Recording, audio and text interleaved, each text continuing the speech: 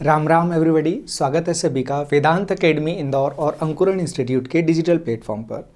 हम लोग आज स्टार्ट करने वाले हैं साइंस के क्वेश्चंस, और ये साइंस के क्वेश्चंस हमें बहुत अच्छे क्वेश्चंस का अगर सोर्स चाहिए जो सीटेट के लिए। देखो, मार्केट में बहुत सारी बुक्स अवेलेबल हैं साइंस की जो जनरल स्टडी में आती हैं, लेकिन साइंस टीचर्स के लिए जनरल स्टडी से थोड़ा सा आगे है। तो आप उन बुक्स से प्रैक्टिस करने से बेहतर है पर्टिकुलर क्वेश्चंस को प्रैक्टिस करो। और हमें ऐसा लगा कि हमारे लिए एमपी के लिए या किसी अदर स्टेट में भी आता है, फिलहाल हम एमपी की बात कर रहे हैं और सीटेट के लिए बात कर रहे हैं।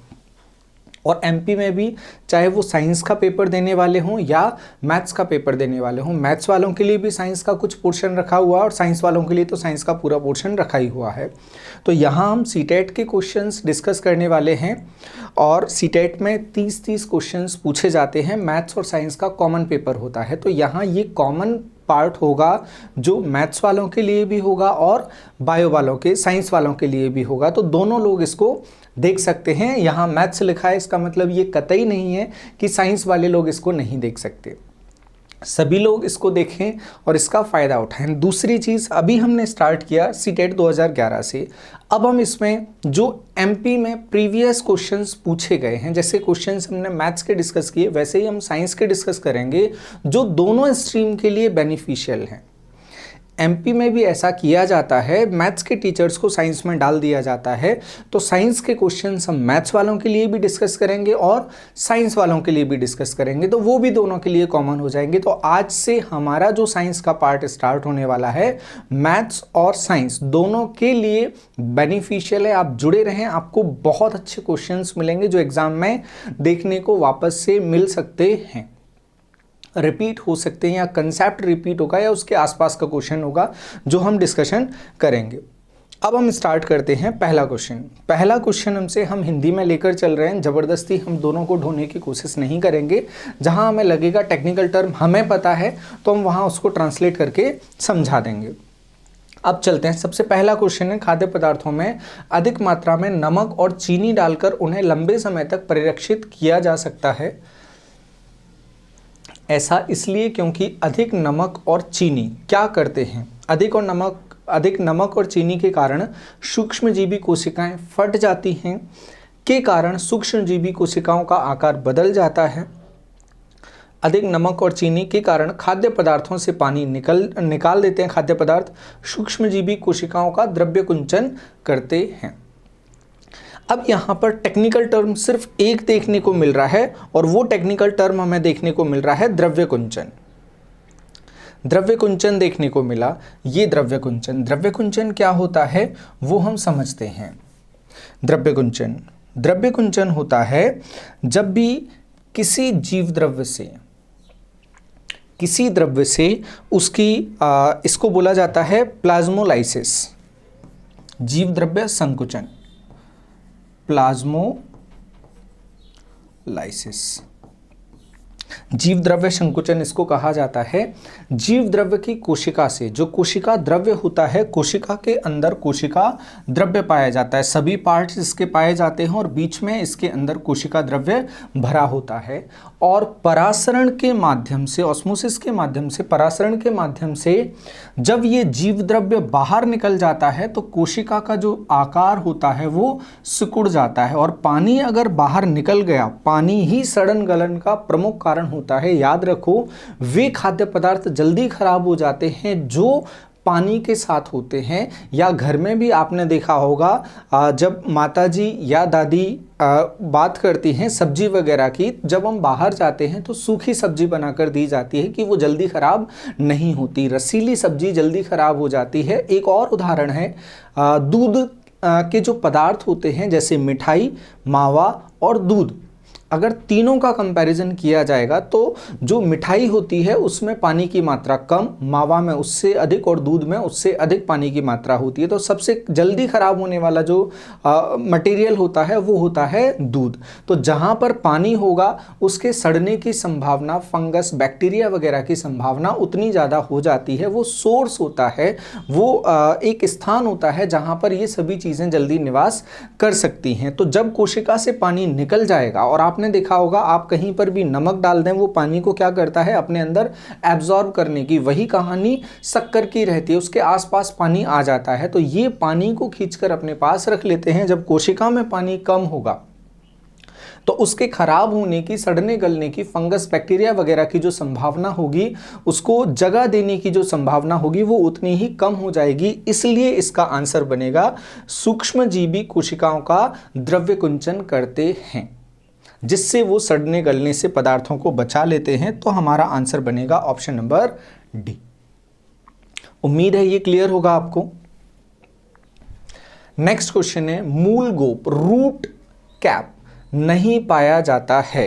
रूट कैप होता है जो रूट्स होती हैं प्लांट्स की ये टैप रूट होती है, ये लेटरल रूट्स होती हैं, और इन रूट्स में बिल्कुल बाहर की तरफ इस तरह से कैप पाया जाता है, ये कोन शेप में, इस तरह से बिल्कुल बाहर वाले पार्ट पर रूट कैप पाया जाता है। रूट हेयर्स इधर पाए जाते हैं।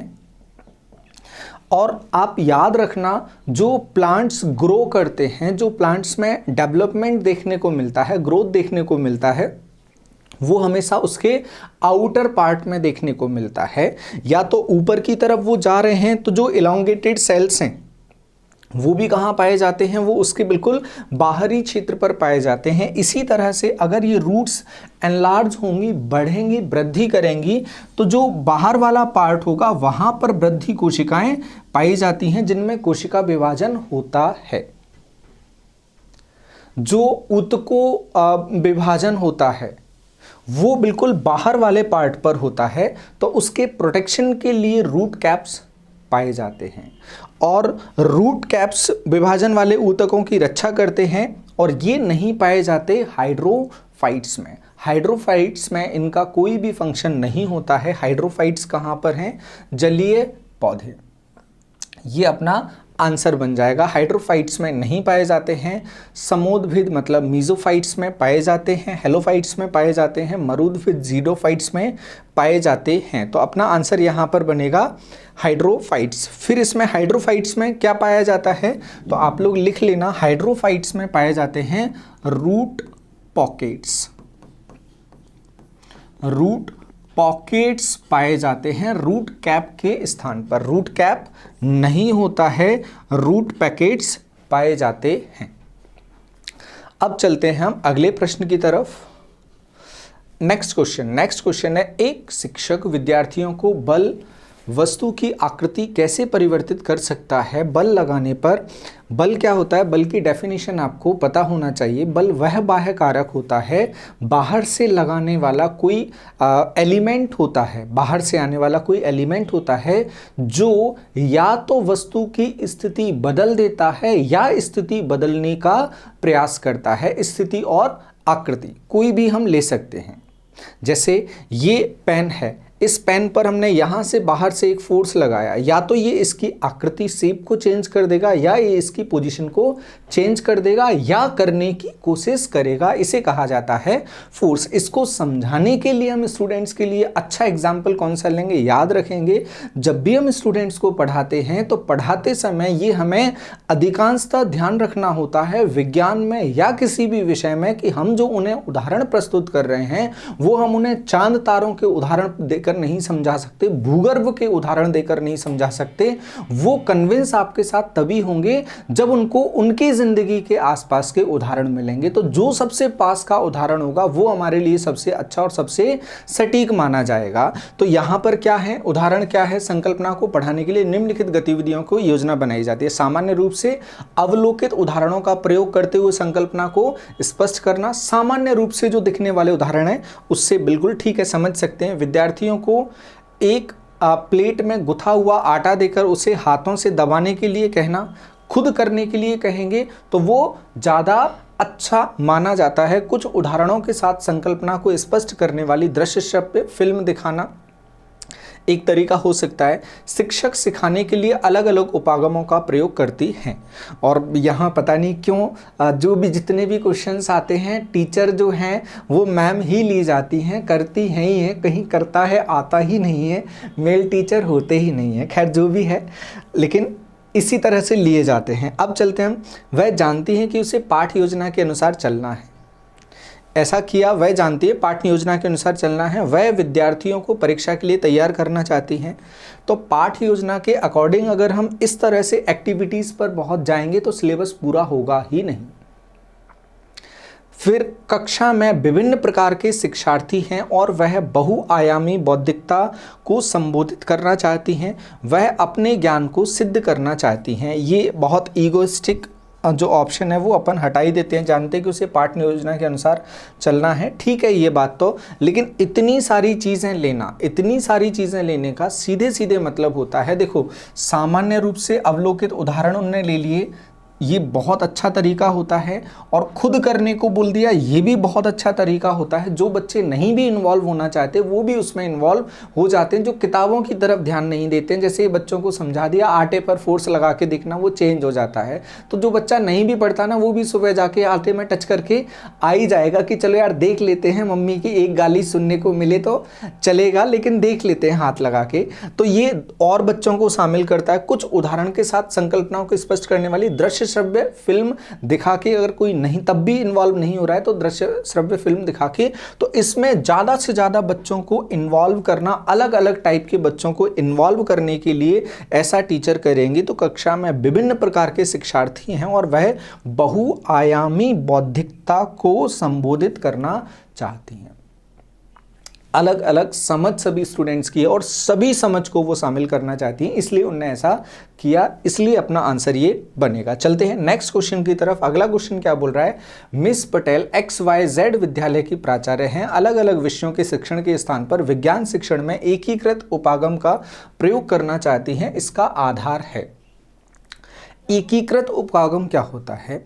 एकीकृत उपागम की अगर हम बात करें तो एकीकृत उपागम का मतलब होता है कि जो विषय हैं, विषय में कॉमन चीज़ें होती हैं, आधार होता है, बेसिक होता है, वो कुछ विषयों का एक ही लिया जाता है। जैसे उदाहरण के तौर पर हम ये प्रश्न जो क्वेश्चन पेपर है ये सॉल्व कर रहे हैं और इसमें आपको स्टार्टिंग में ही बोला जो साइंस बैकग्राउंड के लोग हैं उनके लिए भी बहुत उपयोगी है, मैथ्स बैकग्राउंड के लिए हैं उनके लिए भी उपयोगी है। तो एकीकृत इस पर हम चल रहे हैं। अगर इसमें भूगोल वाले भी शामिल हो जाते और एकीकृत ये हो जाता, तो जब किसी विषय के बारे में पढ़ाया जाता है तब बोला जाता है कि ये वहाँ भी कनेक्ट होगा, ये वहाँ भी कनेक्ट होगा, ये वहाँ भी कनेक्ट होगा। तो तमाम जगह पढ़ने जाने से बेहतर होगा कि आप क्या करें, यहीं पर इसी विषय में इसको पढ़ लें, आपकी सारी चीज़ें कवर हो जाएंगी, आपको इधर उधर भागने की ज़रूरत नहीं पड़ेगी। अब पढ़ते हैं इसके ऑप्शंस को। शिक्षकों को समय सारणी में व्यवस्थित करने में कठिनाई आती है। फिर शिक्षार्थी अलग अलग शिक्षकों के साथ समायोजन नहीं कर पाते, इसलिए एकीकृत किया जाता है। नहीं, सभी विषय आपस में जुड़े हुए हैं और शिक्षक उनकी पाठ्यचर्या के मध्य संबंध जोड़ सकते हैं। बिल्कुल ठीक है, विषय आपस में जुड़े होते हैं।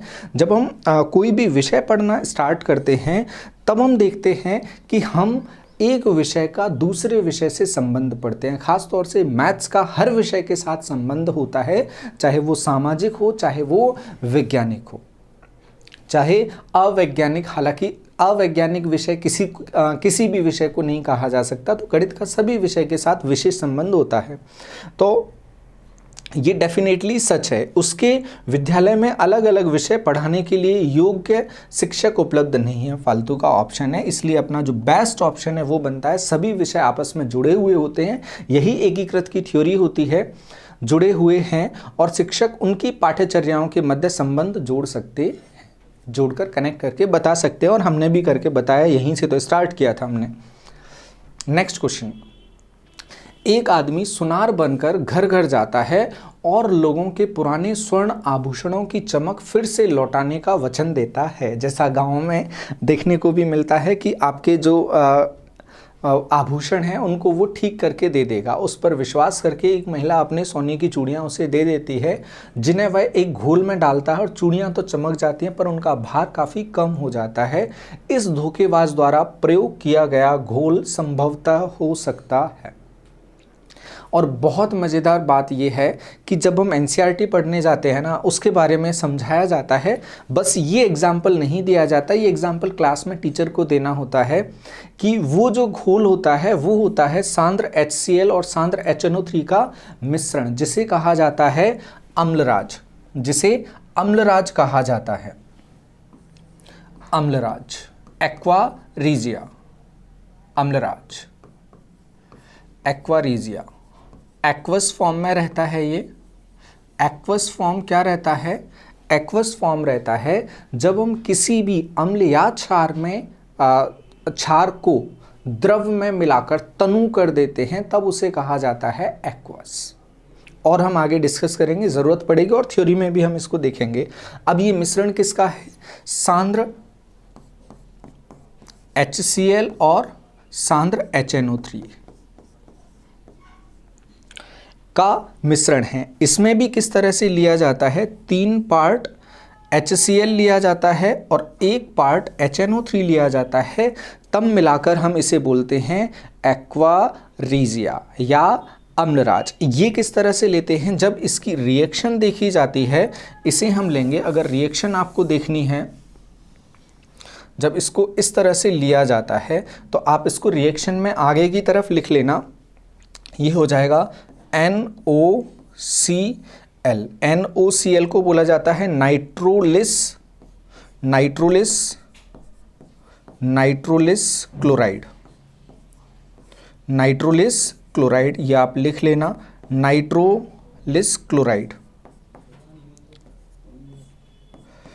फिर दूसरा Cl2 बनेगा और H2O बनेगा। Cl2 और H2O। H2O में भी 2H2O बनेगा लिक्विड फॉर्म में। ये इसका रिएक्शन बनेगा। और आप इसे ध्यान रखेंगे, एक्वा रीजिया रेशियो 3:1। ये क्वेश्चन पूछा जा सकता है। अम्लराज में हाइड्रोक्लोरिक अम्ल और जो HNO3 है वो किस अनुपात में रहता है? HNO3 को क्या बोला जाता है? HNO3 क्या होगा? नाइट्रिक अम्ल इसको कहा जाता है। ये हाइड्रोक्लोरिक अम्ल होता है, ये नाइट्रिक अम्ल इसको कहा जाता है HNO3 को। दोनों का 3:1 का मिश्रण ये रहता है। अब चलते हैं हम आगे। अगला प्रश्न, एक शिक्षक, जल्दी से आप इस प्रश्न को पढ़ेंगे, जल्दी से पढ़ें और आंसर करने की कोशिश करें उस क्वेश्चन को।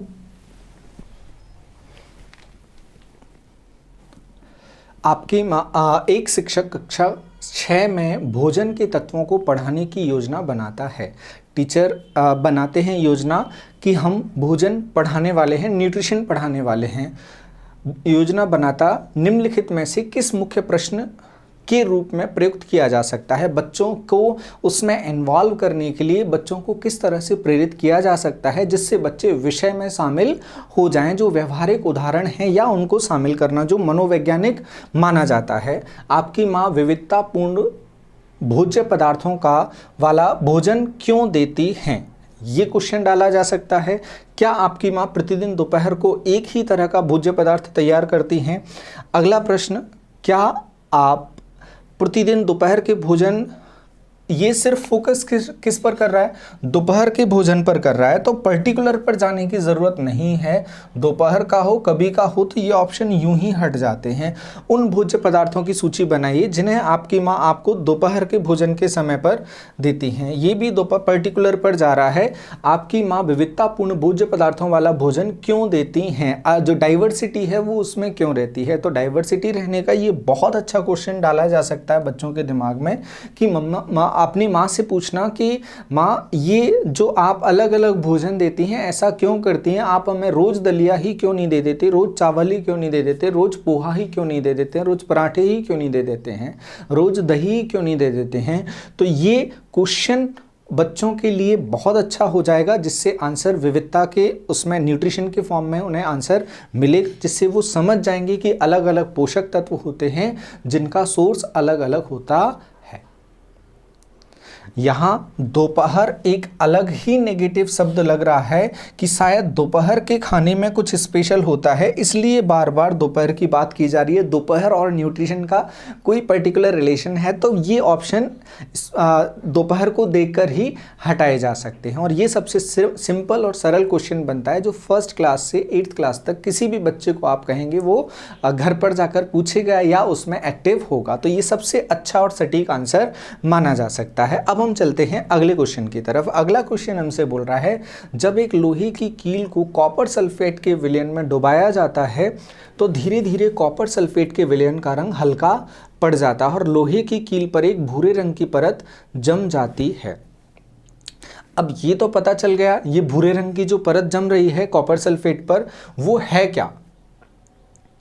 जब एक लोहे की कील को उसमें डुबाया जा रहा है, कॉपर सल्फेट के विलयन में डुबाया जा रहा है, धीरे धीरे कॉपर सल्फेट के विलयन का रंग हल्का पड़ जाता है और फिर उसके बाद जो कील है वो कैसी होने लगती है, भूरे रंग की परत उस पर जम जाती है। ये घटना क्या। और आपको एक चीज़ बताएं, ये जो एग्जाम्पल है ना, ये एग्जाम्पल आप एनसीईआरटी उठाकर जाकर देखोगे 10th क्लास की 10th क्लास की एनसीईआरटी में आप जो अभिक्रियाओं वाला टॉपिक है वो उठाकर देखोगे, वहां पर as it is example copper sulphate का लिखा हुआ रखा है, एज इट इज एग्जाम्पल, जहां पर रिएक्शंस पढ़ाई गई हैं और नीचे एग्जाम्पल भी रिएक्शंस के दिए हैं। तो आपको एज इट इज क्वेश्चंस मिलने हैं, इसलिए हमने ये तय किया है कि हम जो साइंस पढ़ाएंगे वो एज इट इज एनसीईआरटी पढ़ाएंगे, एग्जाम्पल्स पढ़ाएंगे, जोड़ देकर पढ़ाएंगे और रटवाएंगे उनको, जिससे हमारे मैक्सिमम क्वेश्चंस कवर हो जाएं।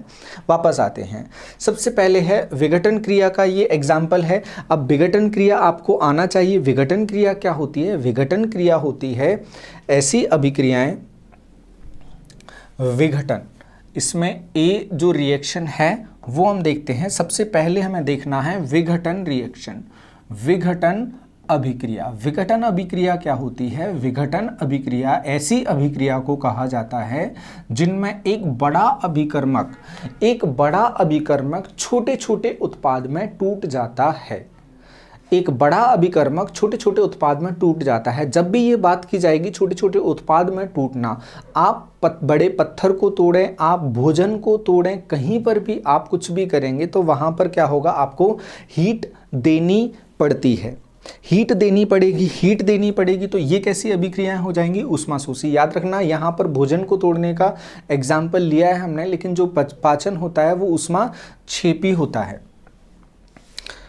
शोषी रहेगा वो। हाँ, चलते हैं हम अपना विघटन करने के लिए। तो सबसे पहला एग्जाम्पल ले लेते हैं फेरस सल्फेट का, 2FeSO4। फेरस सल्फेट को जब हीट दिया जाता है तो ये टूट जाता है Fe2O3 प्लस SO2 और SO3 में।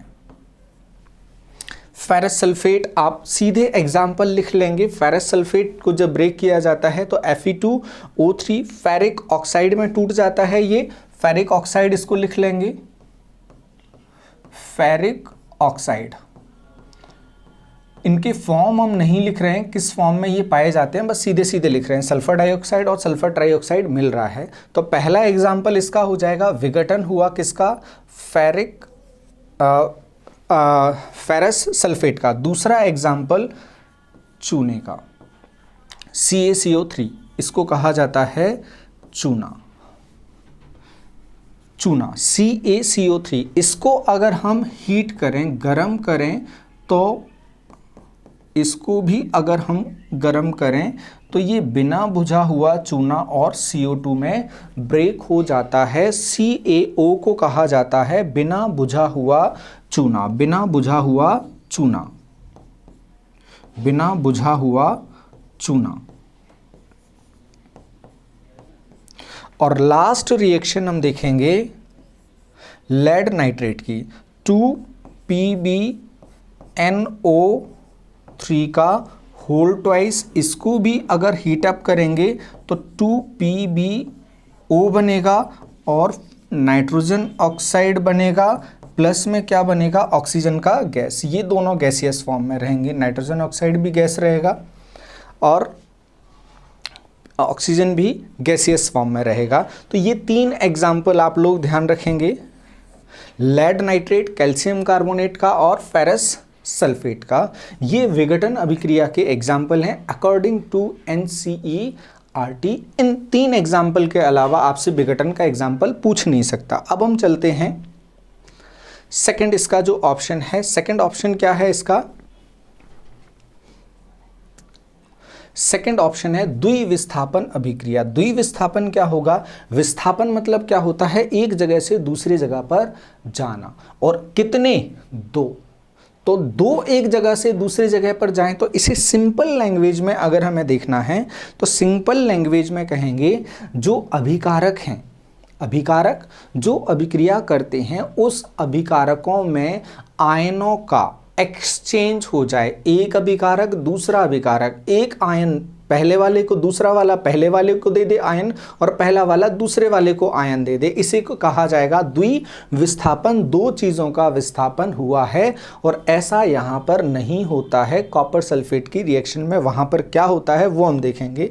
तो हमने विघटन अभिक्रिया के बारे में बात कर ली और द्विविस्थापन अभिक्रिया के बारे में, जहाँ पर आयनों का अभिकारकों के बीच में आदान प्रदान हो जाता है, उसे कहा जाता है द्विविस्थापन अभिक्रिया। अब हम चलते हैं विस्थापन अभिक्रिया और रेडॉक्स अभिक्रिया किसे कहा जाता है, और ये बहुत इंपॉर्टेंट है, आप लोग ध्यान रखना है इसको, बहुत इंपॉर्टेंट है। आपसे अगर क्वेश्चन पूछा जाएगा तो मैक्सिमम चांस है आपसे विस्थापन और रेडॉक्स से क्वेश्चन पूछा जाएगा। विघटन का उल्टा होता है संयोजन अभिक्रिया, जो हम आगे अभी डिस्कस करने वाले हैं। पहले हम डिस्कस करते हैं आंसर विस्थापन अभिक्रिया। विस्थापन अभिक्रिया क्या होती है? जब अभिकर्मक में, जब किसी भी अभिक्रिया में अधिक क्रियाशील तत्व कम क्रियाशील तत्व को उसके यौगिक से विस्थापित कर देता है, उसे कहा जाता है विस्थापन अभिक्रिया। जैसे कॉपर सल्फेट में हमने क्या डाला? आयरन। आयरन की अभिक्रियाशीलता कॉपर से अधिक होती है और ये आपको एनसीईआरटी में मिल जाएगा। जब आप पढ़ेंगे धातुएं और अधातुएं, वहाँ पर लिस्ट दी हुई है। 10th क्लास में धातु अधातु में आप जाकर देखेंगे, वहाँ पर अभिक्रियाशीलता की लिस्ट दी है और वहाँ बताया है अधिक क्रियाशील तत्व कम क्रियाशील तत्व को उसके यौगिक से विस्थापित कर देता है और यह अभिक्रिया विस्थापन अभिक्रिया कहलाती है। और वहाँ पर भी एग्जाम्पल है, कॉपर सल्फेट में आयरन उसको वहाँ से क्या करेगा? कॉपर को विस्थापित कर देता है।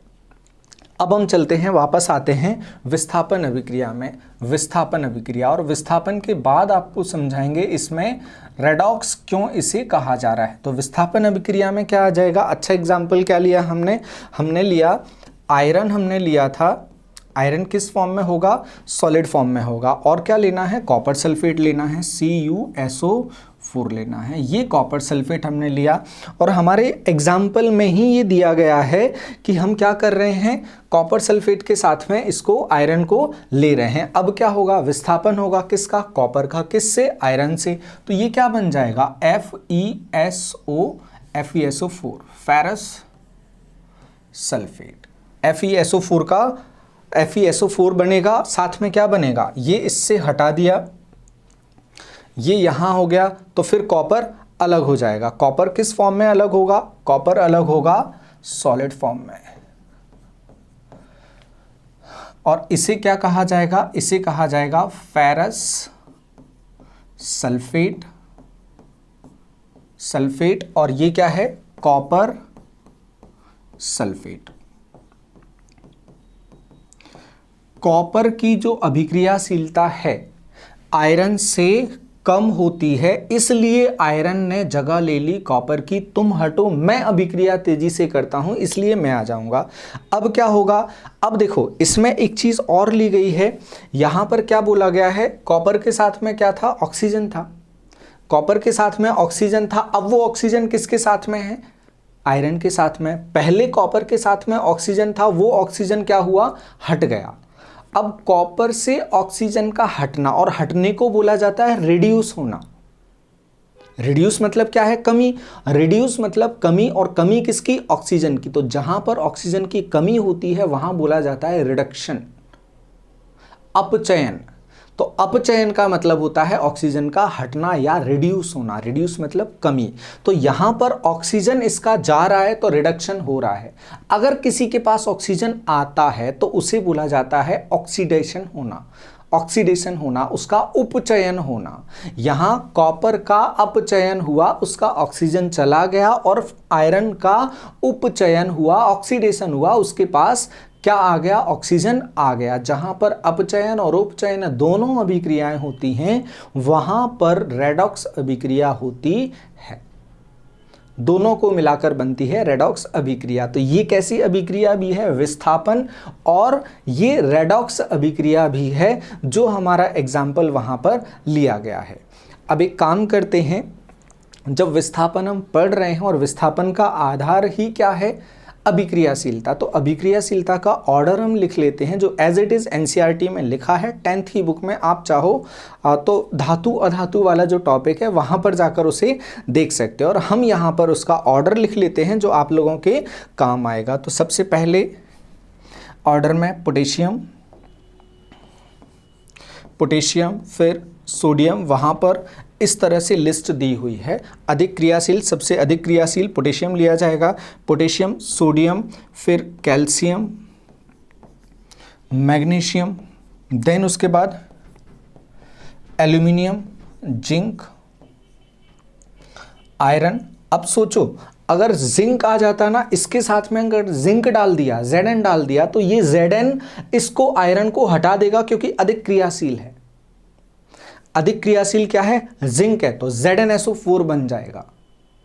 तो आपसे ये क्वेश्चन पूछा जा सकता है, यदि फेरस सल्फेट के विलयन में जिंक को डाला जाएगा तो कौन सी अभिक्रिया देखने को मिलेगी? हमारा उत्तर होगा विस्थापन अभिक्रिया, क्योंकि इसकी अभिक्रियाशीलता अधिक होती है। फिर उसके बाद आ जाएगा हाइड्रोजन, और हाइड्रोजन को लिया जाता है रेफरेंस के तौर पर। हाइड्रोजन को लिया जाता है रेफरेंस के तौर पर। पीबी आ जाएगा, लेड आ जाएगा, इससे पहले सॉरी, पीबी आ जाएगा, और पीबी के बाद आ जाएगा लेड के बाद हाइड्रोजन, और हाइड्रोजन के बाद आ जाएगा, इसको रेफरेंस के तौर पर लिया जाता है। हाइड्रोजन के बाद आ जाएगा कॉपर, और कॉपर के बाद आ जाएगा पारा, और पारे के बाद चांदी, सिल्वर, चांदी, एजी, और सबसे कम क्रियाशील क्या आ जाएगा? गोल्ड, एयू, सोना। सोना अभिक्रिया नहीं करता, इसलिए ये प्रकृति में मुक्त रूप में पाया जाता है। चांदी भी अभिक्रिया ज़्यादा नहीं करता, लेकिन चांदी पर फिर भी आप देखते हो जो काली काली सी जंग टाइप की है वो जमा हो जाती है। फिर उसके बाद मरकरी कम अभिक्रिया करती है, कॉपर पर भी जंग लग जाती है, आप देखते हो लोहे वगैरह पर, क्योंकि ये सभी रिएक्शंस करते हैं। सोना रिएक्शन नहीं करता है, इसकी अभिक्रियाशीलता कम होती है। ये अभिक्रियाशीलता का ऑर्डर है। अगर पहले कोई भी आ रहा है तो वो बाद में आने वाले तत्व को क्या कर सकता है? विस्थापित कर सकता है। ये विस्थापन अभिक्रिया होती है। अब हम चलते हैं, लास्ट ऑप्शन क्या है हमारा? लास्ट ऑप्शन है संयोजन अभिक्रिया। संयोजन अभिक्रिया क्या होगी? संयोजन अभिक्रिया कहीं पर भी हम यहीं पर एग्जाम्पल देख लेते हैं संयोजन का। संयोजन अभिक्रिया होती है जब दो अभिकर्मक जुड़कर एक उत्पाद बनाते हैं। अब वहां पर एक बड़ा अभिकर्मक क्या हो रहा था? टूट रहा था, उसे विघटन कहा था। संयोजन क्या होगा? जोड़ना। जैसे उदाहरण के तौर पर हम लें हाइड्रोजन का जलना, हाइड्रोजन गैस का जलना। हाइड्रोजन गैस का जलना H2+O2 ले लिया, 2H2+O2 दोनों गैसियस फॉर्म में ले लिया, और यहाँ बोल दिया हमने ये दहन होगा, तो क्या बनेगा? 2H2O बनेगा, 2H2O बनेगा। ये रिएक्शन हम ले सकते हैं किसके लिए? ये किस फॉर्म में आ जाएगा? ये लिक्विड फॉर्म में आ जाएगा। दो अभिकर्मक जुड़कर क्या बना रहे हैं? एक यौगिक बना रहे हैं, एक उत्पाद बना रहे हैं। तो यहाँ पर ये अभिक्रिया कहलाएगी संयोजन अभिक्रिया। तो चारों अभिक्रियाएं, विघटन, टूटना, द्विविस्थापन, दोनों जो अभिकर्मक हैं एक्सचेंज कर लें किसका? आयन का। और विस्थापन में अधिक क्रियाशील कम क्रियाशील को उसके यौगिक से क्या करें? विस्थापित कर दें। संयोजन, दो अभिकर्मक जुड़कर एक उत्पाद बनाएं, ये संयोजन है। तो यहाँ हमारा आंसर है विस्थापन और रेडॉक्स अभिक्रिया। चलते हैं अगले प्रश्न पर। अगला प्रश्न हमें ले जा रहा है, घाव पर फिटकरी लगाने से रक्त स्राव रुक जाता है, क्योंकि सामान्यतः घरों में आपने देखा होगा पिताजी या फिर नाई की दुकान पर, अब तो कम देखने को मिलता है लेकिन पहले काफ़ी देखने को मिलता था, और जो किट रखे रहते हैं फैमिली में, पिताजी के पास जो किट होती है उसमें फिटकरी एलम जरूर रहती है। तो फिटकरी क्या करती है? जब फिटकरी को घाव पर लगाया जाता है तो वो वहाँ पर क्लॉटिंग कर देती है, जो रक्त है उसे जमा देती है, और रक्त जम जाता है, और वो जो रक्त जमता है वो रहता है अर्ध ठोस के रूप में, वो अर्ध ठोस के रूप में कन्वर्ट हो जाता है, या उसी को कहा जाता है ब्लड क्लॉटिंग कहा जाता है, या कोएगुलेशन कहा जाता है। कोएगुलेशन कहा जाता है, कोएगुलेशन या ब्लड क्लॉटिंग कहा जाता है। दोनों में से कोई भी टर्म उसके लिए यूज़ कर सकते हैं। अर्ध ठोस के रूप में ब्लड जमता है, कोएगुलेशन या क्लॉटिंग उसको कहा जाता है। फिटकरी रक्त को स्कंदित करके थक्का बना देती है। घाव के आसपास तापमान पूर्तिरोधी टुकड़ा घाव को ढक देता है। आंसर होगा स्कंदित करना, मतलब उसकी क्लॉटिंग करना। स्कंदन का मतलब क्लॉटिंग होता है। चलते हैं नेक्स्ट क्वेश्चन की तरफ। अगला प्रश्न हमसे बोल रहा है, निम्न में से किसका आकलन हो सकता है जब गीता मनुष्य में पोषण विषय का केवल बहुविकल्पी प्रश्नों द्वारा मूल्यांकन कर रही है। पोषण पढ़ाया उसने, और पोषण पढ़ाने के बाद वो ऑब्जेक्टिव क्वेश्चंस दे रही है। तो ऑब्जेक्टिव क्वेश्चंस में वो डिटेल तो नहीं मांग रही है, वो बस हाँ या ना ऐसा कुछ कंफर्म कर रही है, क्योंकि ऑब्जेक्टिव क्वेश्चन का मतलब ही होता है फ्लिप फ्लॉप इन्फॉर्मेशन। आपको पता है तो टिक, और नहीं पता है तो छोड़ो। एक्सप्लेनेशन उसमें कुछ भी नहीं मांगा जाता। भोजन संबंधी आदतों से जुड़ी गलत अवधारणाओं की वो जानकारी ले रही है। शिक्षार्थियों के ज्ञान को प्रयोग करके रोल प्ले तैयार करके प्रार्थना सभा, कुछ भी बोलते जा रहे हैं। भोज्य अवयवों के महत्व को समझने की शिक्षार्थी की क्षमता व उस पर एक लंबा निबंध। भोज्य पदार्थों को वर्गीकृत करने व पोस्टर बनाना। भोजन संबंधी आदतों से जुड़ी गलत अवधारणाएं जो उसने गलत हाइपोथेसिस बना ली हैं। हाइपोथेसिस जो अभी प्रूव नहीं हुए, अवधारणाएं दिमाग में बन जाती हैं। आप पढ़कर कुछ भी और चीज़ों का हो सकता है आपने तैयार, अच्छा सर ऐसा कह रहे हैं इसका मतलब ये होगा, तो वो अवधारणाएं होती हैं हमारी। तो ऐसी अवधारणाएं तो बच्चों के दिमाग में नहीं बनी है। जैसे ही वो ऑब्जेक्टिव देखेगा, अगर वो गलत उसने कुछ समझ लिया है, वो तुरंत उस पर टिक करके निकल जाएगा। तो उनका पता लगाने के लिए ऑब्जेक्टिव क्वेश्चंस दिए जाते हैं। नेक्स्ट क्वेश्चन की तरफ हम चलेंगे। अगला क्वेश्चन, गति के निम्न उदाहरणों में से किसमें तय की गई दूरी तथा विस्थापन के परिमाप बराबर होते हैं? तो पहले तो दूरी और विस्थापन आपको पता होना चाहिए। दूरी और विस्थापन क्या होते हैं? दूरी होती है लंबाई। दूरी होती है लंबाई। लंबाई भी किसकी? पथ की लंबाई को दूरी कहा जाता है। ए से बी तक जाना है, ए से बी तक जाना है। जो टिपिकल पहले की बात करें स्कूल जाने की, आप लोग भी जब स्कूल जाते होंगे तो ज़्यादातर लड़के छोरे सीधे क्या करते होंगे? ए से बी जाना है, घर से ट्यूशन जाना है, या ट्यूशन से घर आना है वापस। तो उनका जो रास्ता रहता होगा, किसी के घर से होते हुए जाना और किसी के घर से होते हुए वापस आना। और सामान्यतः गर्ल्स का क्या रास्ता रहता है? जाना है और आना है, क्योंकि ये दबाव रहता है कि हमें अच्छे कहलाना है हमारी सोसाइटी में, तो जाना है और वापस आना है। ये हो जाता है जब हम सीधे जाते हैं। और सबसे छोटे रास्ते, और सबसे छोटा रास्ता कौन सा होता है? सीधा देखना। जैसे हम दो घर सामने दिख रहे हैं, कुछ दूरी पर हैं, दिख रहे हैं, तो जब हम छत से देखते हैं तो वो सीधी डिस्टेंस होती है। लेकिन जब हम उतर के जाते हैं, गली से घूम के इधर उधर आसपास से होते हुए, वो होती है उसकी डिस्टेंस। तो डिस्टेंस बड़ी होती है, जो सीधी डिस्टेंस होती है, ये भी डिस्टेंस है। इसी डिस्टेंस को क्या कहा जाता है? विस्थापन, या इसको हम बोलेंगे मिनिमम डिस्टेंस, मिनिमम दूरी। और दूरी क्या होती है? लंबाई किसकी? पथ की। तो सीधी जो दूरी होगी, सीधी सड़क पर चलती हुई कार, उसकी जो दूरी और विस्थापन है वो दोनों क्या होंगे? समान होंगे। इसमें ज़्यादा कन्फ्यूज़न आप लोगों को नहीं होना चाहिए। अब चलते हैं हम आगे। विद्युत यंत्रों में बैकेलाइट का प्रयोग किया जाता है, क्योंकि बैकेलाइट होता है पॉलीमर होता है। बेसिकली ये पॉलीमर होता है। और पॉलीमर भी कैसा होता है? पॉलीमर होता है ये थर्मोस्टैटिक पॉलीमर होता है बैकेलाइट। थर्मोस्टैटिक यही दिया हुआ है, थर्मोप्लास्टिक या थर्मोस्टैटिक पॉलीमर प्लास्टिक वही होता है। तो आंसर तो अपन को मिल गया है, लेकिन ऐसा क्यों होता है? अगर विद्युत यंत्रों में ऊष्मा का सुचालक हम प्रयोग कर लेंगे, ऊष्मा का सुचालक मतलब वो हीट को ट्रांसफ़र करेगा, तो पता चला हम उस पर हाथ ही ना रख पाएँ, वैसा पॉसिबल ही नहीं है। विद्युत का सुचालक, पता चला उसमें विद्युत बह रही है और हाथ रखा तो हम भी निकल लिए, विद्युत का कुचालक। हाँ ये ठीक है, विद्युत का कुचालक होता है, लेकिन अकेले कुचालक की वजह से हम उसको प्रयोग नहीं करते।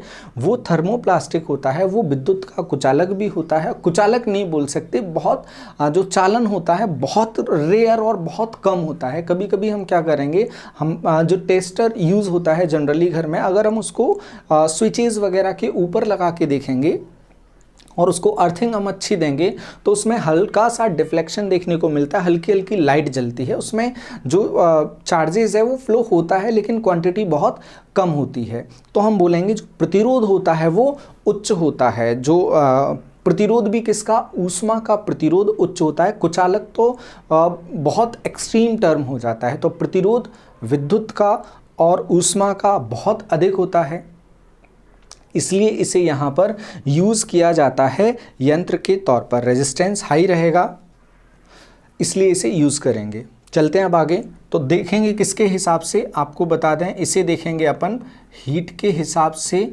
और इलेक्ट्रिक कंडक्शन के हिसाब से, विद्युत चालन के हिसाब से, कंडक्शन के हिसाब से। इसमें जो प्रतिरोध होगा वो कैसा रहेगा, प्रतिरोध इसका उच्च रहेगा, और जो चालन होगा वो कैसा होगा, इलेक्ट्रिक कंडक्शन कैसा होगा, निम्न होगा। मतलब जो विद्युत प्रतिरोध है वो भी कैसा रहेगा, उच्च रहेगा। अब चलते हैं अगले प्रश्न की तरफ। अगला प्रश्न क्या बोल रहा है, घरों में प्रकाश स्रोत के रूप में एलईडी और सीएफएल का क्वेश्चन है। इस क्वेश्चन को पढ़ो, बहुत बड़ा क्वेश्चन है। ये क्वेश्चन यूपीएससी में भी पूछा जा चुका है पहले। घरों में प्रकाश स्रोत के रूप में एलईडी और सीएफएल दोनों का आमतौर पर प्रयोग किया जाता है। अब जो सीएफएल का यूज़ है वो थोड़ा सा कम हो गया है, प्रयोग किया जाता है। निम्न में से कौन सा कथन सही है। एलईडी बिजली घर से भी अब प्रोवाइड करवाई जाने लगी है, तो एलईडी का यूज़ बढ़ रहा है। एलईडी बेहतर है क्योंकि सीएफएल में विषैले पदार्थ होते हैं। ठीक है, दोनों ही एक समान अच्छे हैं ऐसा तो कतई भी नहीं है। दोनों में से कोई भी अच्छा नहीं है क्योंकि दोनों में विषैले पदार्थ होते हैं, ऐसा बिल्कुल नहीं है। सीएफएल बेहतर है, नहीं है। सीएफएल बेहतर, एलईडी बेहतर है। तो आंसर तो हमें मिल गया, बस थोड़ा सा अपन इसको समझ लेते हैं क्या होता है। आप क्या करेंगे, आप एक तरफ एलईडी लिखेंगे और एक तरफ सीएफएल लिखेंगे, और इसमें जो पॉइंट्स हैं अगर इन पर क्वेश्चन आगे आपको देखने को मिला तो एटलीस्ट आप आंसर कर पाओ। तो सबसे पहले हम, और इसी टाइम पर ये यूपीएससी में देखने को मिला था, लगभग 2011-12 के आसपास ये यूपीएससी में देखने को मिला था। एलईडी और सीएफएल का क्वेश्चन प्रीलिम्स में, जब प्रीवियस ईयर उठाओगे आप वहाँ पर आपको मिल जाएगा। तो चलते हैं अब हम इसके सॉल्यूशन की तरफ। सबसे पहले एलईडी का फुल फॉर्म क्या होता है और सीएफएल का फुल फॉर्म। एलईडी होता है light emitting diode, light emitting diode. Diode क्या होते हैं, डायोड सेमीकंडक्टर्स होते हैं, सेमीकंडक्टर्स अर्धचालक होते हैं। और अर्धचालकों की प्रॉपर्टी होती है कि इसमें कुछ अशुद्धियां पाई जाती हैं डायोड्स में, और जब इनमें विद्युत का फ्लो होता है तो लॉस होता है। विद्युत का फ्लो होने से क्या होगा, थोड़ा सा लॉस होता है। लॉस किसका होगा, इलेक्ट्रिक। जैसे ही फ्लो होगी फोटोन के फॉर्म में ऊर्जा बाहर निकलेगी। जो ऊर्जा फोटोन के फॉर्म में बाहर निकलेगी वही ऊर्जा क्या बनती है, प्रकाश के रूप में कन्वर्ट हो जाती है। और हम ये बहुत अच्छे से समझते हैं कि जो सूर्य से हमें प्रकाश प्राप्त होता है वो भी फोटोन के रूप में प्राप्त होता है। इसलिए एलईडी से कम विद्युत ऊर्जा में ही हमें अधिक फोटॉन्स प्राप्त हो जाते हैं, और ये एफिशिएंट माना जाता है। 75% एनर्जी कन्वर्जन इसमें देखने को मिलता है। तो एलईडी में क्या होगा, एलईडी का फुल फॉर्म क्या होगा, लाइट एमिटिंग डायोड। इसमें क्या पाए जाएंगे, इसमें सेमीकंडक्टर्स पाए जाते हैं, अर्धचालक पाए जाते हैं। अर्धचालकों में क्या होगा, अर्धचालकों से जब विद्युत धारा प्रवाहित होती है तो उसमें जो लॉस होता है वो किसके फॉर्म में होता है, फोटोन के फॉर्म में। सेमीकंडक्टर से क्या निकलेगा, फोटोन निकलेगा, और ये फोटोन क्या होगा, लाइट होगा। और लाइट का जो एफिशिएंसी होगा, कन्वर्जन होगा, वो 75% होगा। वहीं पर अगर हम चले जाएं CFL क्या होता है? CFL होता है कॉम्पैक्ट फ्लोरोसेंट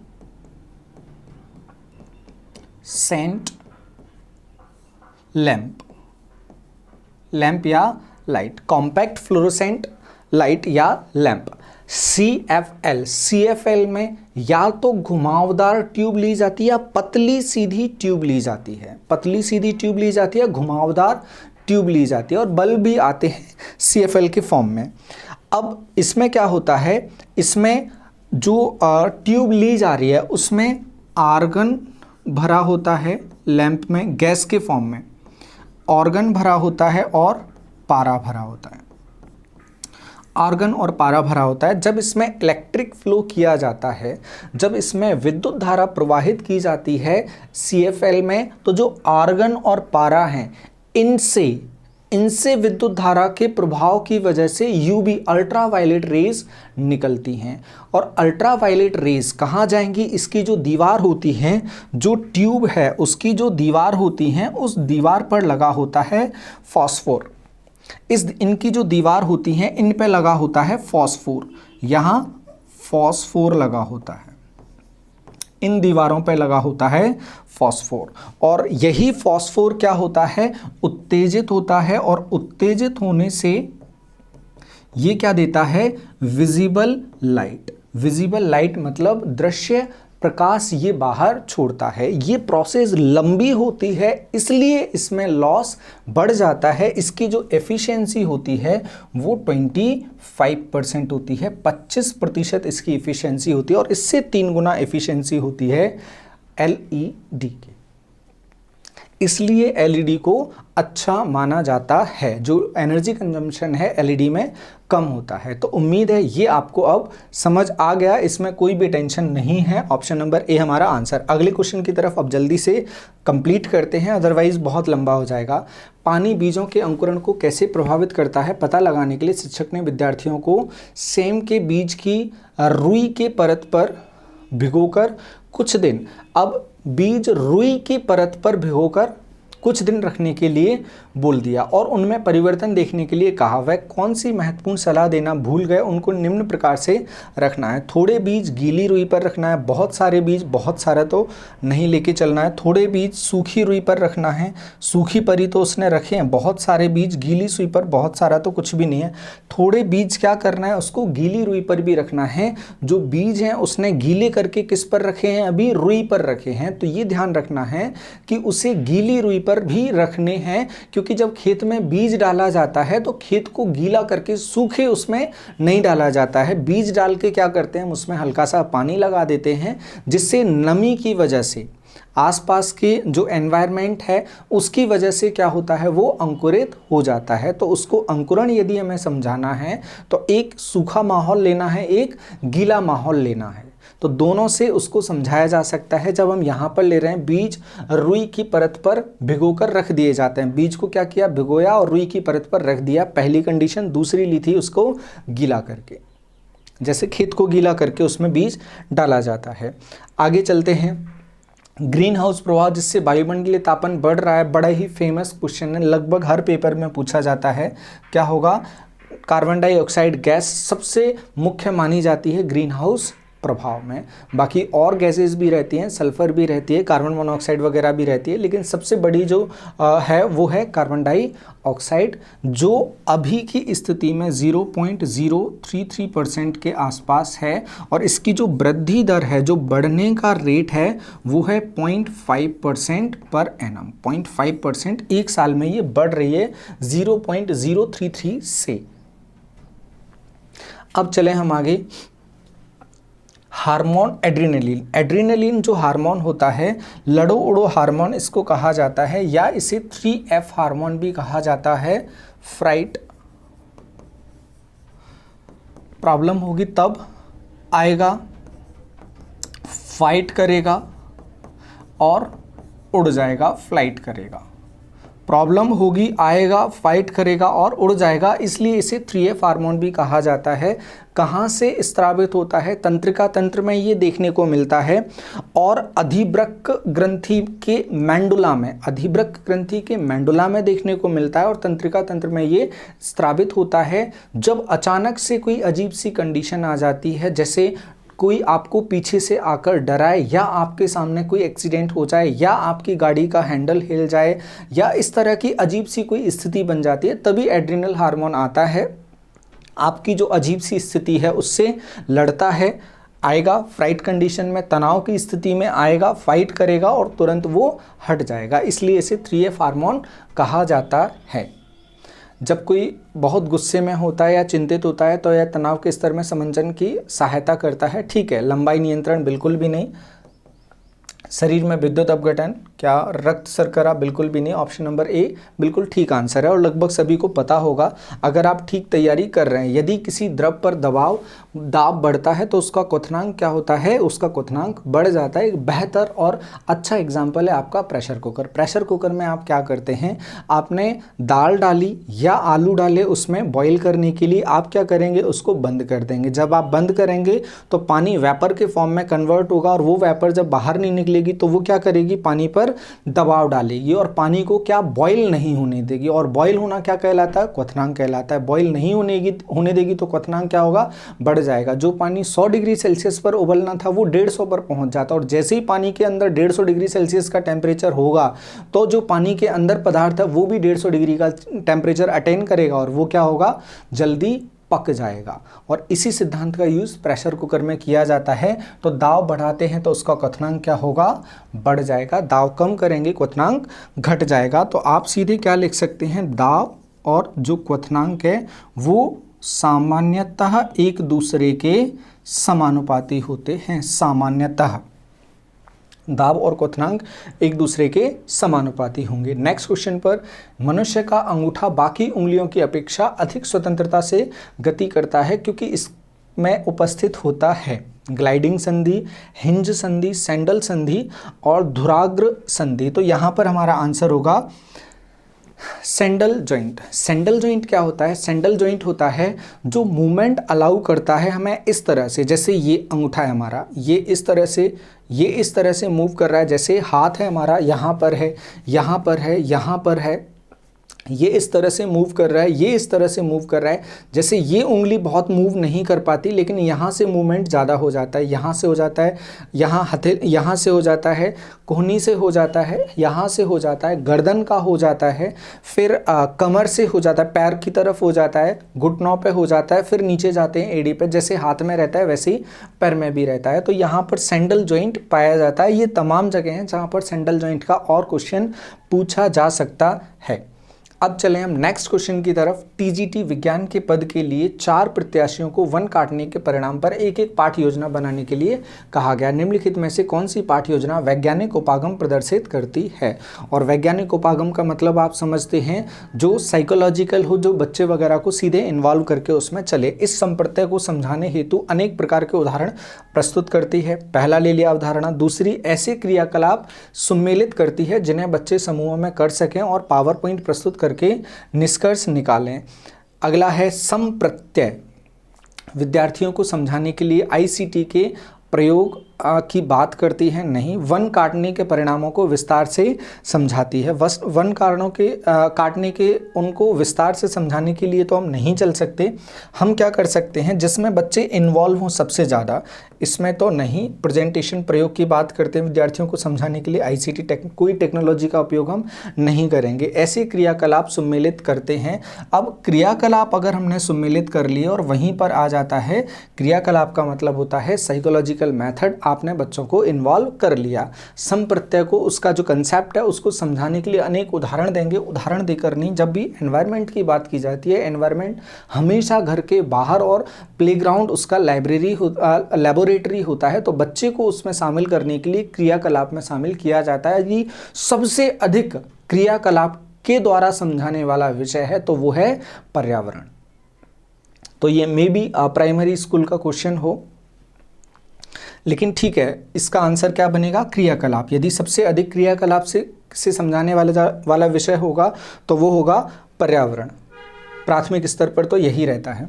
गणित और विज्ञान ओलंपियाड संचालित करने का मुख्य उद्देश्य क्या होता है? जो मैथ्स और साइंस ओलंपियाड करवाए जाते हैं उनका उद्देश्य क्या रहता है? विद्यार्थियों को उनकी योग्यता के अनुसार मूल्यांकन करना। मूल्यांकन करने के लिए तो ये चीज़ें बिल्कुल नहीं की जाती, ये चीज़ें प्रमोट करने के लिए दी जाती हैं, बच्चों को भी प्रमोट करने के लिए और विषय को भी प्रमोट करने के लिए, बच्चों में उनकी जागरूकता बढ़ाने के लिए, उनके विषय का जो महत्व है उसको बढ़ाने के लिए, व्यावसायिक परीक्षाओं के लिए नहीं, उनके विद्यार्थियों के परिणामों को विद्यालयों का आकलन के लिए नहीं। बच्चों में क्रिएटिविटी डेवलप हो, जब वो वहाँ जाते हैं तो उसके टाइप के क्वेश्चंस पढ़ते हैं, वहाँ पर नई नई चीज़ें करने को रहती हैं, तो वहाँ वो क्रिएटिविटी भी बढ़ेगी और बच्चों का प्रयोगीकरण जो तरीका है, प्रयोग करना, यार मैं ऐसा कर देता हूँ शायद मेरा आंसर आ जाए, तो प्रयोग का जो तरीका है वो भी बढ़ जाता है। क्रिएट करना मतलब उसको नए चीज़ें करने की इच्छा जागृत हो जाती है और स्थिति वहाँ पर वैसी बन जाती है कि उसे करना होता है, और यही उद्देश्य होता है गणित और विज्ञान को आगे बढ़ाने के लिए, क्योंकि गणित और विज्ञान दोनों से सृजनात्मकता और प्रयोग को पृथक नहीं किया जा सकता। विज्ञान का सच ही प्रयोग है, प्रयोग और भूल। अधातु ऑक्साइड होते हैं। अधातु ऑक्साइड में क्या आ जाते हैं? अधातु ऑक्साइड के एग्जाम्पल अगर देखोगे, जैसे ZnO है, Al2O3 है, ये अधातुओं के ऑक्साइड आ जाते हैं। धातुओं के ऑक्साइड में अगर देखोगे तो Fe2O3 फेरस ऑक्साइड आ जाता है, और फेरस ऑक्साइड का मतलब होता है जंग, जो कैसी होती है? क्षारीय होती है। ये तो आपको ध्यान रखना ही है। ये अभी हम पहला पेपर डिस्कस कर रहे हैं, हो सकता है ये किसी ना किसी पेपर में ये वापस से दिखे। जो जंग होती है उसकी प्रकृति कैसी होती है? उसकी प्रकृति क्षारीय होती है। अगर इसकी प्रकृति क्षारीय है, धातु के ऑक्साइड की प्रकृति क्षारीय है, तो इसकी प्रकृति कैसी होगी? अम्लीय होगी। इसकी प्रकृति होगी अम्लीय। ये हो जाएगी इसकी अम्लीय प्रकृति, ऑप्शन नंबर डी। अधातु के ऑक्साइड अम्लीय प्रकृति के होते हैं, और ये थ्योरी में बहुत अच्छे से समझा है। $1 अति अम्लता का उपचार करने एक डॉक्टर अति अम्लता का उपचार करने हेतु एक दवाई देता है। इस दवाई में मुख्य संघटक इंग्रेडिएंट क्या होता है? सबसे पहले तो अम्लता बनती क्यों है? अम्लता बनने का कारण होता है हमारे शरीर में लगातार जब हम भोजन करते हैं तो उस भोजन में बैक्टीरिया वगैरह ये तमाम चीज़ें होती हैं जो हमारे शरीर को हार्म कर सकती हैं, हानि पहुंचा सकती हैं। तो उनको मारने के लिए लगातार भोजन के बाद शरीर में स्त्रावण होता है HCl का। मुख से ही प्रारंभ होता है। HCl का स्त्रावण होगा। HCl का स्त्रावण यदि होगा तो HCl जमा होगा तो पेट में दर्द होगा।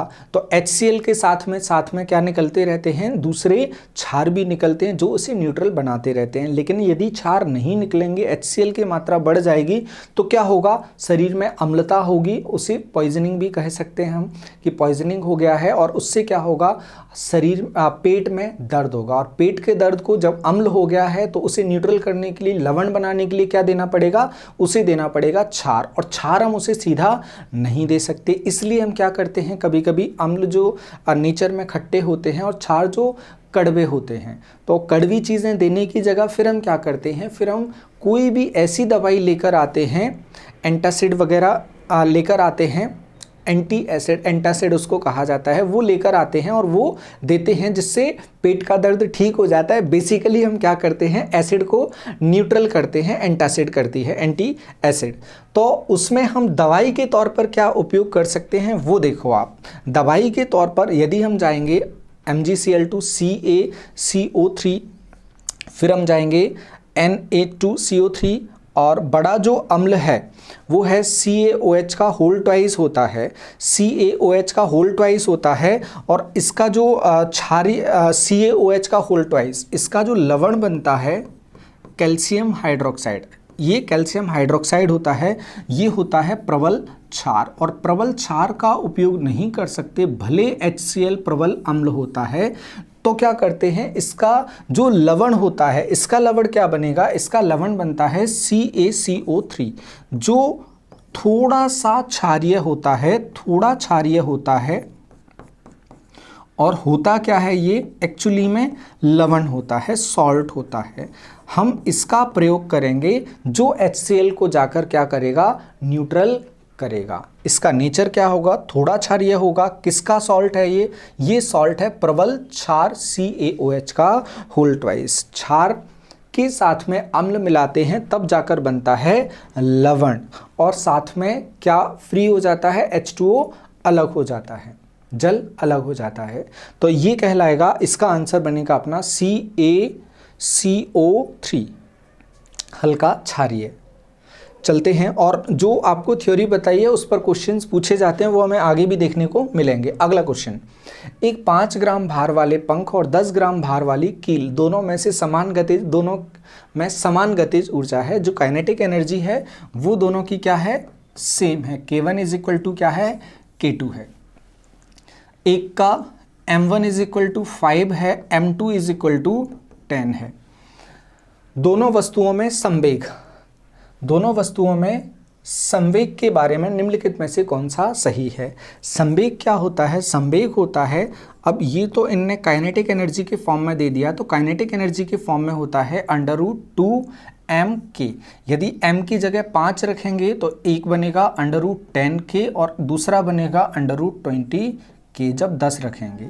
ये यहाँ हो जाता है काइनेटिक एनर्जी से, तो जिसका भार ज़्यादा होगा उसका संवेग भी ज़्यादा होगा। उदाहरण के तौर पर ले लिया जाए, संवेग अगर जनरली देखा जाता है तो वो बनता है P is equal to mv। जब वेलोसिटी से दिया जाता है, वेग से दिया जाता है, P is equal to mv, जिसमें द्रव्यमान और वेग का गुणनफल ज़्यादा होता है उसका संवेग ज़्यादा होता है। ये टक्कर वगैरह में ज़्यादा यूज़ होता है कि एक का संवेग दूसरे पर ट्रांसफ़र होता है, इसको संवेग संरक्षण कहा जाता है। उदाहरण के तौर पर 20 की स्पीड में आ रही साइकिल और 20 की स्पीड में आ रही ट्रेन, दोनों से अगर टकराएंगे, दोनों से अगर कार टकराएगी तो कार टकराने की 20 की स्पीड में कार आ रही है और 20 की स्पीड में ही क्या आ रहा है, ट्रेन आ रही है।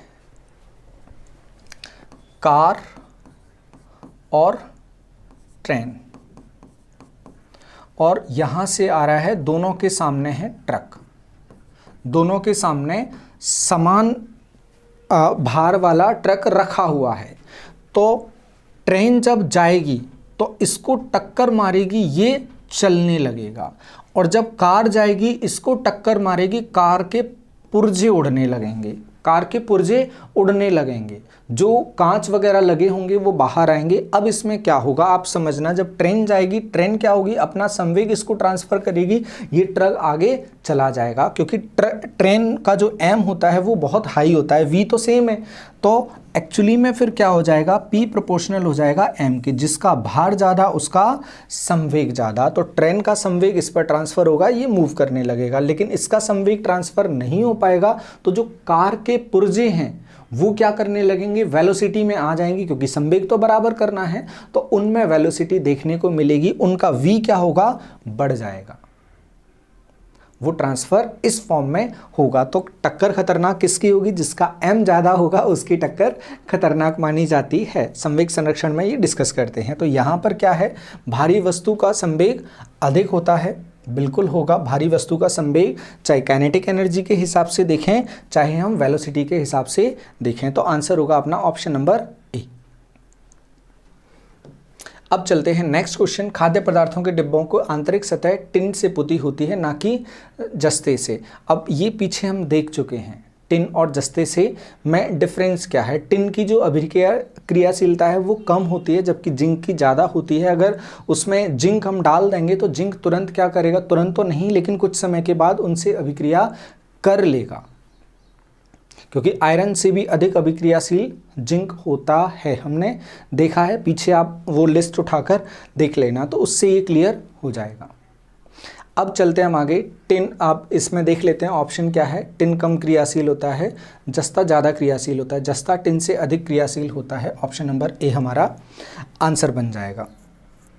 अब चलते हैं नेक्स्ट क्वेश्चन की तरफ। अगला क्वेश्चन हमसे क्या बोल रहा है, अगला क्वेश्चन बोल रहा है हरे पौधे दिन के समय कार्बन डाइऑक्साइड के बजाय वायुमंडल में ऑक्सीजन छोड़ते प्रतीत होते हैं, क्योंकि हरे पौधे केवल रात के समय श्वसन करते हैं। देखो श्वसन की जो क्रिया होती है वो पौधों में दोनों समय चलती है, दिन और रात दोनों के समय पर चलती है, लेकिन दिन के समय जो श्वसन की क्रिया होती है वहाँ जो ऑक्सीजन का एक्सचेंज होता है, ऑक्सीजन वो ज़्यादा छोड़ता है और ऑक्सीजन जो श्वसन के लिए यूज़ होती है वो बहुत कम होती है। तो जो एक्सचेंज का रेशियो रहता है दिन और रात के समय वो रहता है 10:1 में ऑक्सीजन का। तो ऑक्सीजन जो छोड़ेंगे वो 10 रेशियो में दिन में छोड़ेंगे और रात के लिए हो जाएगा 1। प्रोडक्शन और कंजम्पशन जो रहता है, प्रोडक्शन रहेगा उसका, ये रहेगा उत्पादन और ये रहता है उसका यूज़, उपयोग। ये कहानी उसकी रहती है। बाकी जो यूज़ है वो दोनों समय रहता है। दिन के समय पर जो प्रकाश संश्लेषण अभिक्रिया है वो ज़्यादा होती है और रात के समय पर श्वसन अभिक्रिया ज़्यादा होती है। तो दिन के समय पर प्रकाश संश्लेषण की वजह से ऑक्सीजन ज़्यादा रहती है, इसलिए उत्पादन अधिक होता है और यूज़ कम रहता है। रात के समय पर ऑक्सीजन का प्रकाश संश्लेषण नहीं होता है तो ऑक्सीजन का प्रोडक्शन भी नहीं होता है और श्वसन तो दिन और रात दोनों के समय पर चलना है, इसलिए रात में कम होगा। चलो इसके आंसर पर चलते हैं। हरे पौधे केवल रात के समय श्वसन करते हैं, बिल्कुल गलत है। हरे पौधे दिन के समय श्वसन करते हैं पर रात के समय प्रकाश संश्लेषण करते हैं, बिल्कुल गलत है। दिन के समय प्रकाश संश्लेषण की दर श्वसन की दर से अधिक होती है, बिल्कुल ठीक आंसर है। हरे पौधे रात के समय श्वसन नहीं करते हैं, बिल्कुल गलत है। जिंदा रह रहे हैं तो श्वसन तो करेंगे, सांस लेंगे ही लेंगे, तो ऑप्शन नंबर सी हमारा बिल्कुल ठीक आंसर है। विज्ञान की कक्षा में विद्यार्थियों में शोध कार्य से संबंधित दक्षताओं का विकास करने हेतु कार्य का चुनाव करते हुए शिक्षक पाठ का चुनाव करेगा।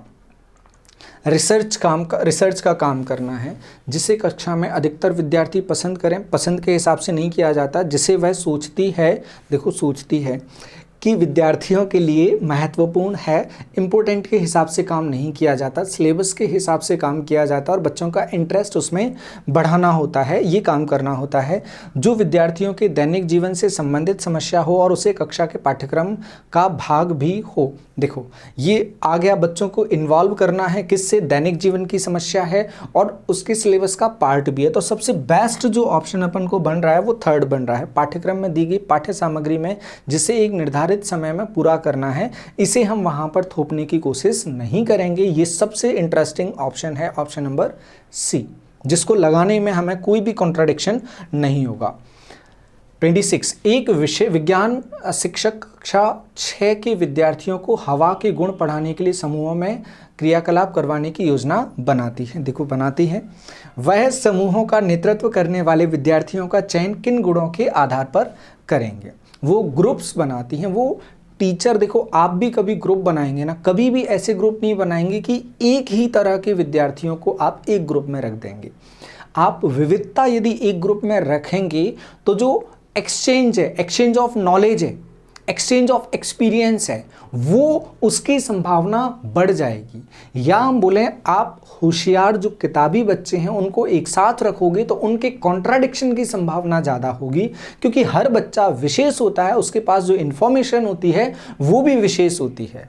तो किसी के पास ज़्यादा, किसी के पास कम होने की संभावना भी रहेगी। तो हम बच्चों के डाइवर्सिटी के साथ में ग्रुपिंग करेंगे। आप लोग इस कंसेप्ट को ध्यान में रखेंगे। अब करवाते हैं हम यहाँ पे ग्रुपिंग। विद्यार्थियों को भूमिका करने का आदेश देना तथा उनकी अपनी समझ के अनुसार कार्य करवाना। आदेश देने जैसी चीज़ें ज़्यादा नहीं होनी चाहिए, निर्देशन होना चाहिए, सहयोग होना चाहिए। मुख्य भूमिकाएं होशियार, क्या बात है। योग्यता अनुसार भूमिका देना, प्रोत्साहित करना, बिल्कुल ठीक है। आप योग्यता के अकॉर्डिंग काम दे रहे हैं, प्रोत्साहित कर रहे हैं। वह सभी समूह सदस्यों के साथ साथ समन्वय बनाए रखना, कोऑर्डिनेशन के साथ में जाना, ये ठीक लग रहा है, अच्छा लग रहा है। भूमिका चयन करने की स्वतंत्रता देना, अपनी गति से कार्य करना और समझना। जब हम बच्चों को उनके हिसाब से छोड़ देंगे ना तो आप ये मान लेना कार्य कभी पूरा होगा ही नहीं। आप इस बात को बहुत अच्छे से समझते भी हैं कि उनके भरोसे छोड़ दिया ना, उनसे बोल दिया कि जाओ बेटा तुम क्रिकेट खेल के आ जाओ, जब तक तुम्हारा मन करे तब तक तुम खेल लेना। तो ये मान लो वो खा के पी के वो दिन भर रात भर खेलते रहेंगे, वो नहीं मानेंगे। तो इसमें अपन उनके भरोसे नहीं छोड़ सकते, क्योंकि ड्राइविंग सीट पर हमें होना है। तो यहाँ पर कोऑर्डिनेशन भी रखना है और उनको मोटिवेशन भी रखना है। इन सभी चीज़ों के साथ में हम बच्चों को ग्रुप्स में बांट देंगे। चलते हैं अगले प्रश्न की तरफ। अगला प्रश्न है, पानी के अंदर वायु का बुलबुला बुलबुल, बुलबुला, बुलबुला डैश डैश डैश की तरह कार्य करता है। किसकी तरह कार्य करेगा? उत्तल लेंस की तरह, समतल उत्तल लेंस की तरह, अवतल दर्पण की तरह। दर्पण तो कुछ भी नहीं होता है, अवतल लेंस की तरह। देखो हवा में किस तरह से व्यवहार करता है? हवा में वो व्यवहार करता है उत्तल लेंस की तरह। हवा में जो व्यवहार करता है वो उत्तल लेंस की तरह, लेकिन जैसे ही वो कहाँ पहुँचेगा?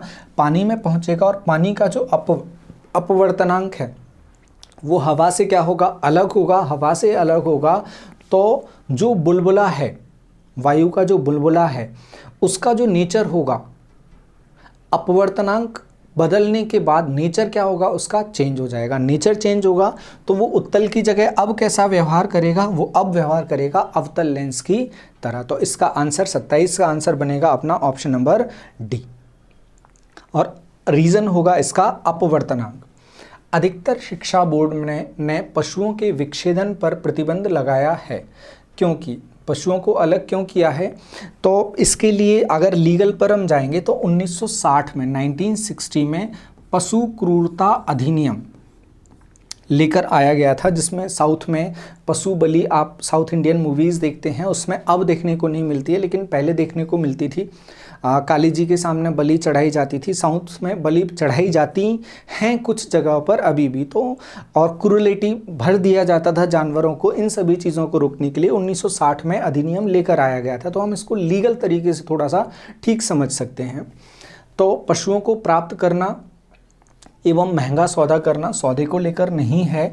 पशुओं के प्रति क्रूरता को रोकने के लिए विद्यार्थियों को संवेदनशील करने की आवश्यकता होती है, क्योंकि जो क्रूरता है, क्रूरता अधिनियम 1960 में ही आ गया था। वो इसीलिए आया था कि लोग जानवरों के प्रति भी थोड़ा सा संवेदनशील हों, समझें कि वो भी जीव हैं। फिर उसके बाद वे नए रोग फैला सकते हैं, नहीं। उनको क्यों रोकना, अलग करना, क्यों अलग करना? पशु विच्छेदन के लिए अब उपलब्ध नहीं है, वैसा कुछ भी नहीं है। बस बच्चों के अंदर क्या करना है? संवेदनशीलता डेवलप करना है और जो क्रूरता है उसको रोकना है। इसके लिए अधिकतर शिक्षा बोर्ड ने विच्छेदन पर प्रतिबंध लगा दिया है, पशुओं को अलग से नहीं देखने पर। पौधों की चालनी नालिका कोशिकाओं और स्तनधारी की लाल रक्त कोशिकाओं की संरचना में एक विशेष समानता है। दोनों में क्या समानता है? हरित लवक की अनुपस्थिति नहीं, कोशिका भित्ति की अनुपस्थिति, हीमोग्लोबिन की उपस्थिति, केंद्रक की उपस्थिति। तो हमारे अकॉर्डिंग इसमें अगर हमें जाना होगा, क्वेश्चन नंबर 29 के आंसर पर जाना होगा, तो जो केंद्रक होता है, केंद्रक दोनों के अंदर क्या रहता है? अनुपस्थित रहता है। चाहे स्तनधारी की आरबीसीज हों या पौधों की जो वाहिका, जो वाहन के लिए नलिकाएं होती हैं, दोनों में केंद्रक अनुपस्थित रहता है। तो इसका आंसर होगा ऑप्शन नंबर डी, केंद्रक की अनुपस्थिति। और ये बहुत डेप्थ में जाने वाला क्वेश्चन है, तो इसलिए इसका आंसर टिक करके हम आगे बढ़ जाएंगे। नेक्स्ट क्वेश्चन, सल्फ्यूरिक अम्ल तनु बनाने के लिए अम्ल को पानी में डालने की सलाह दी जाती है। जब हम उसे तनु करते हैं, तनु करने के लिए क्या किया जाता है? अम्ल को फ्लास्क यदि हम ले रहे हैं, फ्लास्क यदि हमने लिया तो हमें सलाह दी जाती है कि आप उसे तनु बना रहे हैं, जैसे तनु H2SO सल्फ्यूरिक अम्ल बना रहा है, H2SO4 बना रहा है, तो फ्लास्क लेकर उस फ्लास्क में आपको सलाह दी जाती है एक एक बूंद करके आप अम्ल डालें। साथ में कोई भी उपकरण लें जिससे आप उसे लगातार हिलाते रहें। अम्ल डालें और उसे हिलाते रहें, जिससे अम्ल का संकेंद्रण एक स्थान पर ना हो, वो लगातार घुलता रहे। और हम उसे चेक करने के लिए एक एक बूंद लेकर हम चेक कर सकते हैं। लिटमस पेपर से हम चेक कर सकते हैं। दूसरे जो प्रतीक वो लिए जाते हैं, टेस्टिंग के लिए लिए जाते हैं, हम चेक कर सकते हैं कि अम्लता कितनी ज़्यादा है। दूसरा हमें ध्यान रखना होता है कि कभी भी हम अम्ल में पानी नहीं मिलाते, पानी में अम्ल मिलाते हैं। इस बात का आप ध्यान रखना। तनुकरण जब करते हैं उसे, तो पानी में अम्ल मिलाते हैं, ना कि अम्ल में पानी। अगर अम्ल में पानी डाला तो ठीक वैसे ही होगा जैसे तेज खौलती हुई कढ़ाई में जब तेज खौलता हुआ तेल है, उसमें यदि आप पानी डाल दें तो जैसे छन्न की आवाज़ आती है वैसे ही आवाज़ आएगी और ऊष्मा का उत्पादन होगा। और इतना ज़्यादा ऊष्मा हो सकती है कि शायद जो बीकर है आपका वो भी पूरा फट जाए। इसलिए ध्यान रखना, ऐसा कहीं पर ऑप्शन आता है कि तनुकरण के लिए अम्ल में जल मिलाया जाता है? कभी भी नहीं जल में अम्ल मिलाया जाता है। अम्ल कांच के बर्तन को तोड़ सकता है, ये तब होगा जब हम क्या करें, बनाने के लिए अम्ल को पानी में डालने की सलाह दी जाती है। अम्ल कांच के बर्तन को तोड़ सकता है, बिल्कुल ठीक है, पर ये तब जब उल्टी बात हो, ठीक है। फिर सेकंड है, अम्ल को तनु बनाने की प्रक्रिया अत्यधिक ऊष्माक्षेपी होती है, ये इसीलिए किया जाता है। देखो ये क्या है, ये एक परिणाम है, लेकिन ये क्या है उसका सच, कि ऊष्मा इतनी ज़्यादा उत्पन्न होती है कि उसको पानी में मिलाया जाता है, ना कि पानी को उसमें मिलाया जाता है। तो उम्मीद है आपको ये भी बहुत अच्छे से समझ आ गया होगा। तो ये आपने 30 क्वेश्चंस देखे और 30 क्वेश्चन के बाद हमें ये भरोसा है कि आप जो सामान्य साइंस की बुक्स आती हैं, जीएस की जो बुक्स आती हैं, उनसे अब आप दूर हट जाएंगे, क्योंकि उनसे इन क्वेश्चंस का ज़्यादा लेना देना नहीं है, वो क्वेश्चंस इसके आसपास भी नहीं है। और हम कोशिश करेंगे और अच्छे अच्छे सॉल्यूशंस आप लोगों के लिए लेकर आते रहें। फिलहाल इस सॉल्यूशन में इतना ही, जुड़े रहें। बहुत बहुत धन्यवाद सभी को, राम राम।